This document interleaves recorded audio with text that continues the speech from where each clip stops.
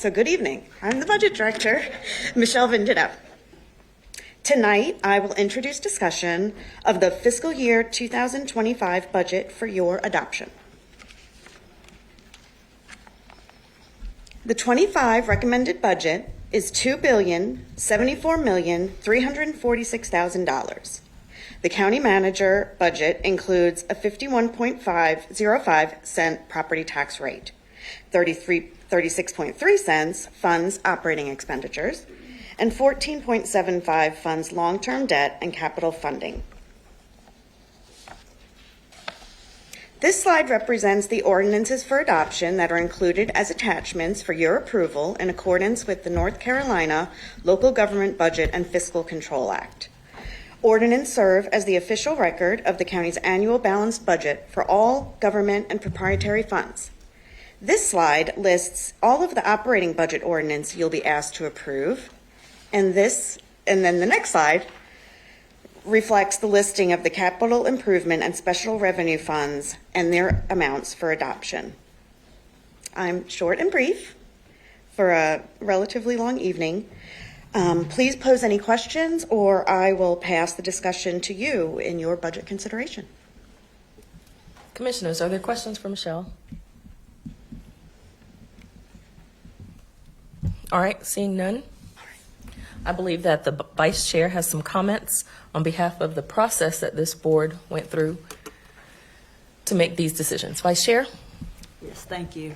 It's been our practice that the Vice Chair gets the honor of reading the budget motion. So reflecting on that over the last few days, I just wanted to share some things that I think will represent the opinions of all people. They'll all have their chance to speak as well, but we found this a particularly challenging budget season. You know, we've got continued inflation that's affecting costs for our everyday costs for our residents. We have continued population growth, and that equals a demand for county services that just continues to grow, especially in emergency medical services, public safety, and those types of things.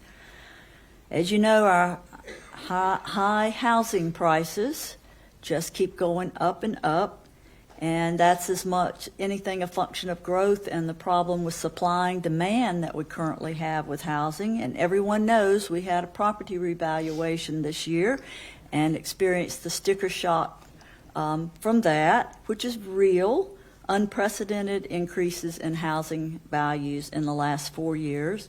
And added to that, we're still dealing with a very tight labor market that's challenging the county and all of our partners with being able to recruit and retain employees. So we had all of those things to contemplate, and it has proven difficult to establish a budget for next year that would effectively meet the growing need for all the county services and to assist with the significant needs of our public school system and our other partners without considering some amount of property tax increase above revenue neutral.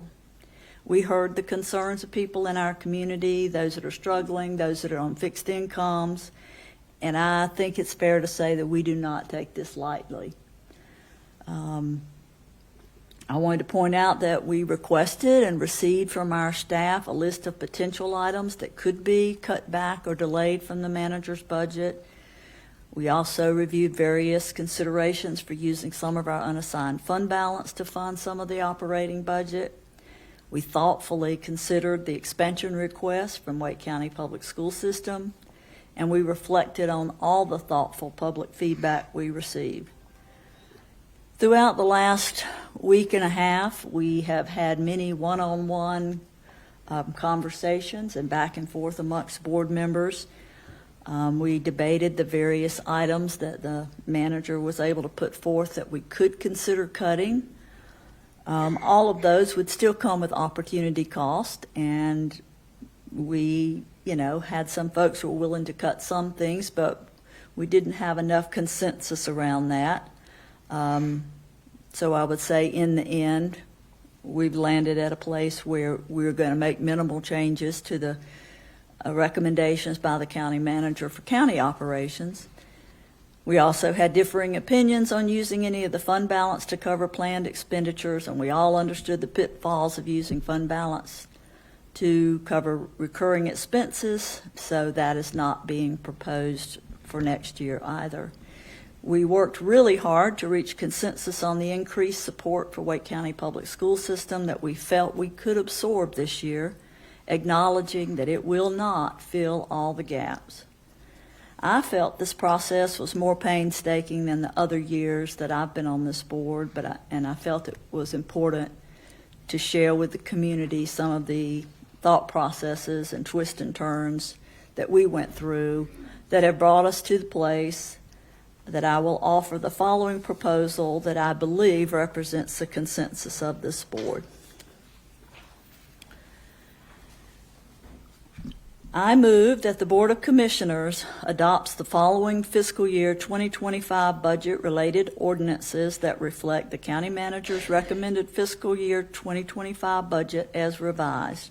Operating budget funds ordinances inclusive of general fund annual operating budget, debt service fund annual operating budget, fire tax district fund annual operating budget, major facilities fund annual operating budget, solid waste operating fund annual operating budget, South Wake Landfill Partnership Fund annual operating budget, corporate fleet fund annual operating budget, health and dental fund operating budget, human services transportation fund annual operating budget, Wake County Public School Systems fines and forfeitures fund operating budget, human services client trust fund annual operating budget, and capital improvement project funds ordinances inclusive of county capital project funds, fire tax district capital project funds, major facilities capital project funds,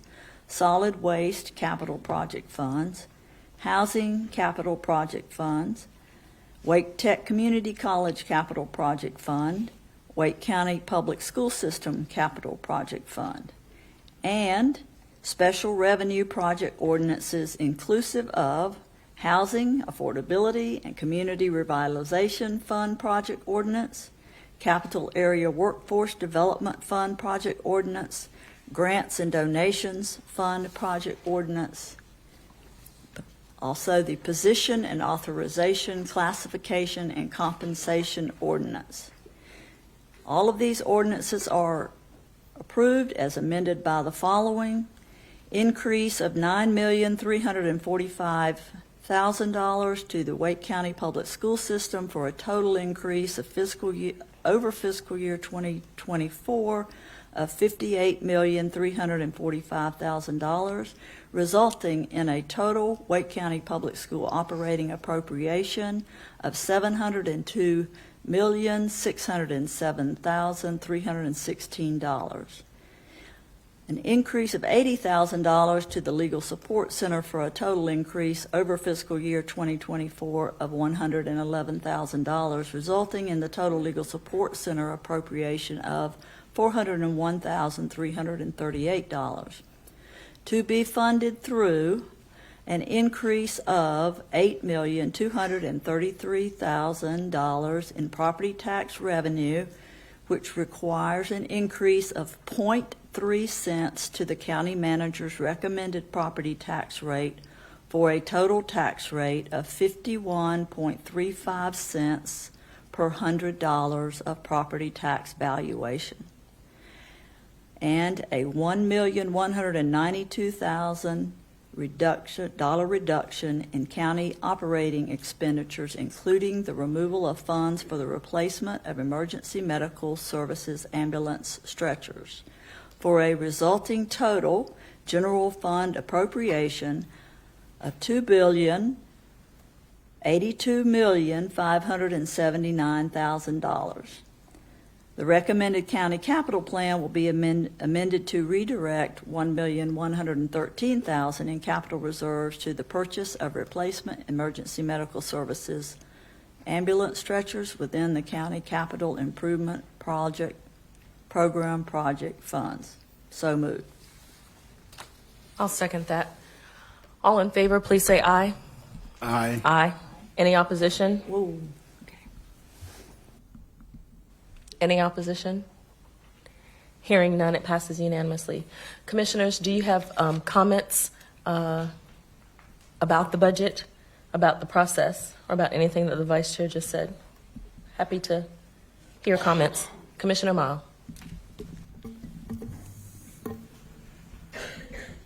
Yes. First of all, I want to thank my colleagues for the way we had to work on this budget card. It definitely required a lot of us communicating, trying to get things done, and also our staff, because y'all went back and forth with us to help us get this budget done. You know, this was a very difficult budget because of all the needs here in the county and also available resources. And more importantly, the growth of Wake County, which we are roughly at around 1.2 million people, and we continue to grow.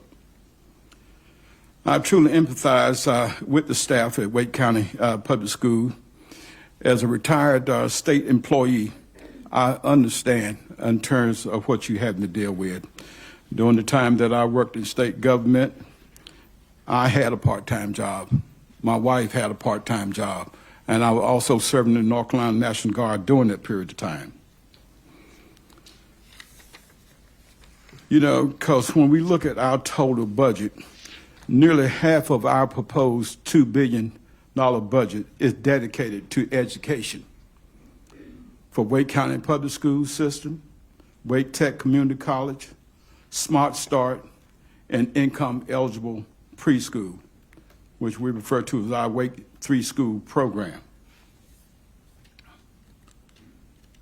So at this time, I not only support this budget, but I also call on our friends on Jones Street to support our kids and collaborate with us on supporting our most valuable population, and that being our children. Because they are not just competing with the children here in North Carolina or the U.S., but they are competing on a global market. And it's up to us in terms of how we support our kids and ensure to give them that opportunity. And lastly, I have one quote that I kind of live by, and that's a quote by Frederick Douglass. And it states, "It is easier to build strong children than it is to repair broken men." Thank you. Thank you, Commissioner Mile. Other comments, commissioners? Commissioner Waters. Thank you. As I reflect on this budget process, I don't know that I've felt this much anguish and angst in a really long time as we consider all the needs of our county residents. I wanted to just take a moment to speak to all of our public school advocates, and I see the chair of the Wake Board of Education, Mr. Haggerty, here in the room, and District 4 Representative Toshiba Rice. And, you know, I was a part of the Wake County Public School System all the way back when I was 11 years old as a student at East Millbrook. And from there, I went on to become an employee of the district for almost 5 years, from my senior year in high school until my senior year at NC State. And when I think about the people who impacted me the most, it is overwhelmingly educators in this district. I now have 2 students enrolled in the district, a preschooler and a middle schooler, and I'm sure they will grow up and reflect on the outpouring of support from their teachers who did so much more than teach. Like when my son's 9th birthday party, he had his first, 2nd, and 3rd grade teachers all come out to a party on a Saturday, or when one of his teachers insisted that something was wrong and helped him get some medical treatment that he desperately needed. And so an investment in education is an investment in generations we will not see. It was my sincere hope to fully fund the Board of Education request, because I know the needs firsthand, and I know this was a very difficult process, very thoughtful process, and a lot of hard work went into this process. And so here we are, and as Commissioner Mile so eloquently stated, the need for us to have our schools funded at the state level is so critical at this time. And so I will continue to be in awe of what our educators do, everyone, and I'm deeply grateful for all who have advocated and all the continued work, and will continue to look for advocacy supports from the state level. And so thank you, and thank you. Thank you, Commissioner Waters. Other comments? Commissioner Stallings. Thank you, Chair Thomas, and thank you, Vice Chair Evans, for so eloquently summarizing so much of my thoughts in your comments. I won't repeat, but just to say that this was very difficult for me as well. This was the hardest budget yet in my 2 years of doing this, but this was very difficult, very difficult. I got a lot of emails, as I know my colleagues did, because we were copied on a lot of emails.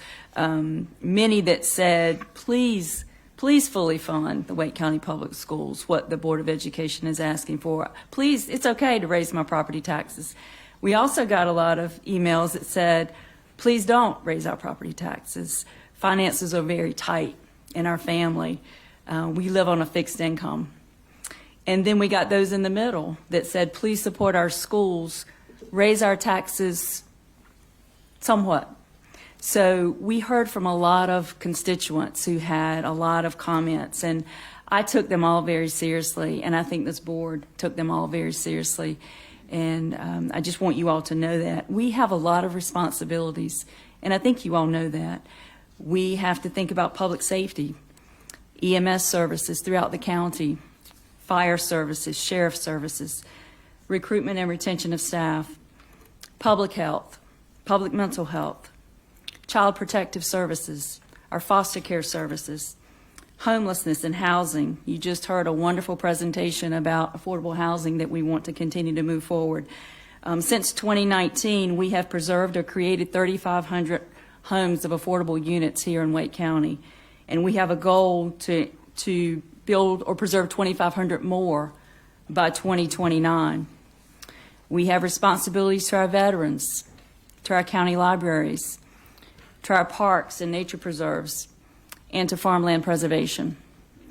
We also had to think about our municipal partners and the tax rates that they are considering. And then there's education. I am a native of North Carolina and a product of public schools in North Carolina from kindergarten through graduate school. My son is a product of Wake County Public Schools, and I am a champion for public education, preschool, Wake Tech. These all fall within our decision-making processes, and this board has really tried to meet the needs of all of these areas, and it's been difficult, but I support this budget. I also want to bring forth the National Education Association. They rank teacher salaries every year. Their most current ratings of North Carolina's teacher salaries fall within number 38 to number 42 in the nation. We consistently are below average. Our General Assembly has a constitutional obligation to fund the operational expenses of our schools in this state. This is not just a Wake County issue. This is a state of North Carolina issue. We are trying to stand in the gap, but it is very difficult. I will continue to advocate for our state legislators to do more, and I ask you to help us in that fight. They will all be on the ballot in November, and I think it's very important that we continue to advocate for the services and the funding that our schools and our children deserve. Thank you. Thank you, Commissioner Stallings. Commissioner Calabria. Thank you, Madam Chair. I certainly echo so many of the comments that have been made by my colleagues. This is my 10th budget, I think. And in the first several years during budget negotiations, I had this bad habit of walking barefoot along the path that goes from the back door of my house. And we would spend hours and hours and hours on the phone negotiating one piece or another, or trying to explore something. And I would always get to this point in the year and wonder why my feet were so sore. Now I'm older and wiser. I wear shoes when I do that. But I do want to echo that this was a particularly difficult budget as we still really continue to emerge from the pandemic, and as we've got this is a reval year, and also as so many people have highlighted, there are two headwinds that are just what they are. One is growth, and then the other is inflation, which affects families in similar ways as it affects governments and companies and anyone who has costs and payroll and anything else. So those really were two driving factors in the context of what we were doing. And so it was incumbent upon us not just to be responsive to change, but also to anticipate with what it's going to take to continue to have a county where folks can thrive long into the future. And so that's what we really worked on. There are so many different things that we could focus on here. I'm going to focus on three sort of buckets or areas of emphasis that I think really came through in this year's budget. One of which, and parenthetically I should say, every year we do so many amazing things, but many of them are incorporated into the budget. And so it's easy to miss some really amazing work on behalf of our staff and everybody because it all comes into one vote. And I really do want to take a moment to thank our staff, our finance staff, senior leadership, and everybody in our departments, as well as our school board colleagues and Dr. Taylor, who I think has just done a great job of instilling faith, demonstrating competence, and also being very transparent and answering all of our crazy questions over the last several weeks. The first area I want to focus on, and I think a few folks have mentioned this, is what we're doing to keep our residents safe and to support our first responders. I think we've reached a new height in the level of support we're providing our first responders. And our services just keep getting better despite those headwinds of inflation and a tight employment market. We are adding and staffing 10 more ambulances, which is so incredibly important as our county continues to grow, as traffic continues to worsen. And so that is so important when seconds matter for folks who really need our help. We're, of course, adding firehouses, which are incorporated into the budget. But when a fire engine responds, for the first time as a matter of policy in Wake County, 4 firefighters will arrive on each fire engine. When I started 10 years ago, very often there were 2 firefighters on a truck that would show up to a call, which was not only very dangerous for residents or business owners or employees, but it was also dangerous for the first responders. Because if you think about it, you have one operating the truck outside, and then you have one unaccompanied person walking into potentially a burning building or a very dangerous situation. We quickly moved it to 3. The national recommendation, the national best practice is 4, and so it's taken a number of years for us to work up to that, but that is a particular point of pride for me because I know what it means for our firefighters and for our residents. We're adding patrol officers, and the sheriff is a regular fixture in these meetings. I don't see him here tonight, but very much appreciate his partnership. We are also adding additional funding and support for opioid treatment programs in our jails, which I think is absolutely critical in making sure that folks can overcome their addictions and get back to healthy and productive citizenship. And we're enhancing our jail diversion programs, which have been so successful and really have been data-driven efforts that have really been just wonderful additions. And thanks to our district attorney, our sheriff, our judges for really making so many of those programs as successful as they've been. The Legal Support Center is relatively new, but we talked a lot about what we can do to put the Legal Support Center on its best footing. This is a center that's housed in our old courthouse that provides legal information on landlord-tenant disputes and family law cases. Perhaps in the long term, it'll expand to a number of other areas as well. But it not only helps people who maybe don't want to hire an attorney, can't afford an attorney, but it also makes our justice system work better and mitigate the amount of churn that we see and confusion that we see in our court system. And so I'm very grateful to my colleagues for being so supportive of those efforts. I did want to say a couple of words about the Raleigh Heart Program. We did get a number of comments and emails about that program. I understand that the city of Raleigh has put forward this program, which, to oversimplify quite a bit, would involve dispatching social or behavioral health professionals to emergency calls involving mental or behavioral health crises.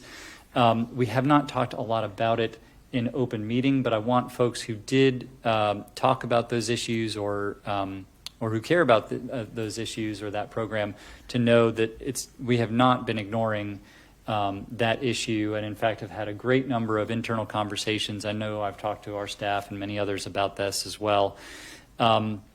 We are in the very early stages of development. The city has not yet made a formal proposal or request to us. We have had some informal conversations, particularly among our staff, but although some have asked us to support it, we're still developing what it is. And so I want folks to know that just because we haven't incorporated something in our budget about it doesn't mean that we are overlooking that issue overall. And then second, I think it's important to highlight that Wake County has for years operated an enhanced mobile crisis response program that we partner with Alliance Behavioral Health to run, and that program does deploy social or behavioral health, mental health professionals to appropriate calls who accompany police officers and other first responders to calls. And so we are looking to see what we can do for that service to be better or enhanced. So I expect to see more about that soon. I also want to talk a little bit about the second big bucket, about how we're taking better care of our residents than we ever have before. We're adding social workers so that we can better prevent risks to child well-being. We're trying to help make sure that we place children more quickly in safe environments. We're also adding new facilities. We've budgeted a great deal of money to make sure that Wake Brook and other facilities are operating very well. And honestly, I think that may be one of the unsung stories of this budget, is really how much we are doing, more than I think any other budget I've been involved with, on behavioral and emotional health, and making sure that we are doing, I was going to say putting our best foot forward, but certainly doing better. And I think we can continue to have continuous improvement on that area. And then, of course, we've talked a lot about our Neighborhood Networks program and our student engagement team programs, which are really partnerships with the school system, and I think are going to provide a great deal of service to our children in our schools. Commissioner Stallings talked about the 2,500 units that we intend to create by 2029, and we saw a great example of a housing development here tonight. And of course, we've got our 2 new parks, I think our first 2 new parks in 14 years in the county. And so we're trying to look at the county very holistically, which brings us to education, which I think is on the forefront of so many of our minds. I have hoped for 10 years that the General Assembly would do the right thing and adequately fund our public school system. And what has resulted, and I think we heard this a lot in our public comments, is that year after year the county is in a position where we can watch our schools deteriorate, or we can step into the breach. And I'm glad to say that we have stepped into the breach every single time. We heard a great deal about the importance of increasing the minimum wage for school system employees, backfilling funding that's going to be lost through the sunset of ESSER funds, and also making sure that we pay a more competitive salaries across the board. Amid all of those needs, and amid, frankly, a stagnant situation in terms of state funding, we've heard legislators. I've been in the room with legislators who have said, well, Wake County's got enough money, they can pay for their own stuff. And what that means is that we have to craft budgets like this one in an attempt to close the gaps. Now, we can't do it entirely because it's a state-run operation and it's a state system, but we are, and I'm very proud of all of us, really, for trying to do everything that we can amid a great number of demands to try to close that gap. One of the questions that I asked during our work session related to what percentage of staff, teacher staff, certified, non-certified staff salaries come from county funding as opposed to state funding and other funding sources. And to simplify a little bit, the answer is that about 31%, almost a third of educator salaries come now from county funding when they are state employees. And so we can talk about what those costs are. We can talk about fiscal implications, but the reality is that if that money disappeared, we can only imagine what would happen to the school system as a result. And I can only imagine how many emails I would get the next day. We also saw information provided by the school system and also provided by DPI online talking about where Wake County